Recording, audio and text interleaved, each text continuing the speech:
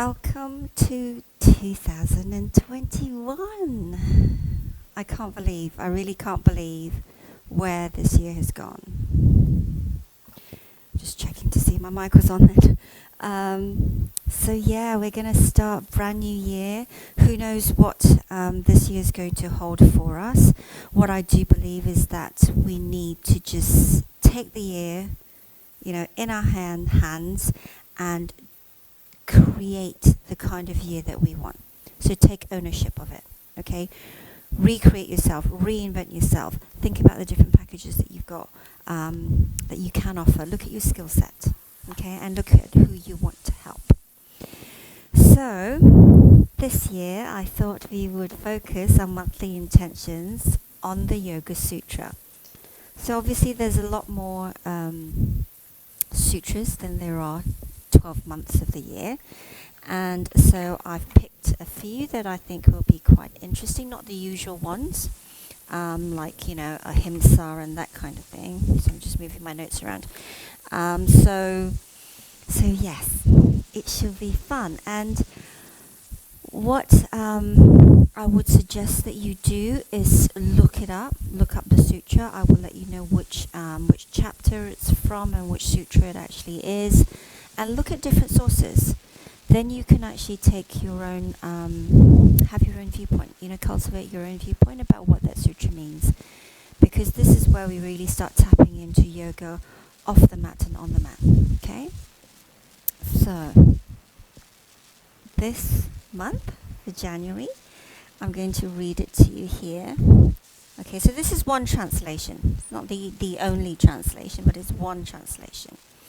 And it is Yoga Sutra Chapter 1, Sutra 36. There is always a light within us that is free from all sorrow and grief, no matter how much we may be experiencing suffering. And I just thought that would be really appropriate for this month and all the lows, especially that people have gone through this year. So as I said, it's chapter 1, Sutra 36. And if I look at my teacher, he's translated, there are three words, essentially, Sanskrit words, Vishoka, Va, Jyotish, Mati. And so it's about being free from sorrow, even though you've got the luminescence, within you. So that is what our practice will be about. It's about that inner spark. So we're going to be closing in, kind of going into that darkness, if you like. And we're not going to hold people there for too long because it's still winter. It's still dark. The days, there are longer nights than there are days at the moment.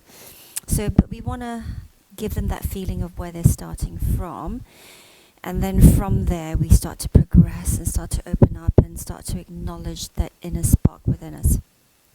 I will also give you a mantra. You may want to use it, you may not want to use it. It's entirely up to you. It's from the Upanishads, and some of you may be familiar with it. So it will be, in this lesson further down, if you want to use it. So it's about connecting with our inner light, and then about sharing it with the world. Kim and I have had this conversation. Regardless of what people are feeling and whether you are pro-vaccine or not or whatever it is, I still really believe that we should live our lives as an example of spreading light and love. Okay, sprinkle glitter in the world, and the more people we can touch with our glitter, then we will start to turn certainly our network into a better place, okay? So that is what this is about. There's some gentle heart opening in this, because in the yoga text it also talks about, not in the sutras, but it talks about how there's a cave in our heart. I think some of you have heard me say this before, that there's a cave in our heart and it is completely lit up with candles. Alright, so we have that space within us. We just need to kind of look through the fog, look through the darkness, and almost at times, even though we can't see it there, have the faith and the belief that it is.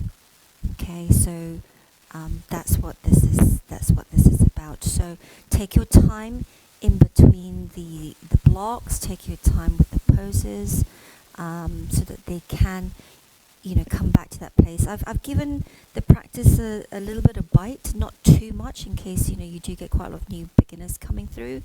And for those of you that are new, the new ambassadors, it'll give you time to feel your way into the practice. So it's not going to be anything too crazy, but there's enough bite in there to generate heat, to generate that fire from that inner light within as well. Okay, so enjoy.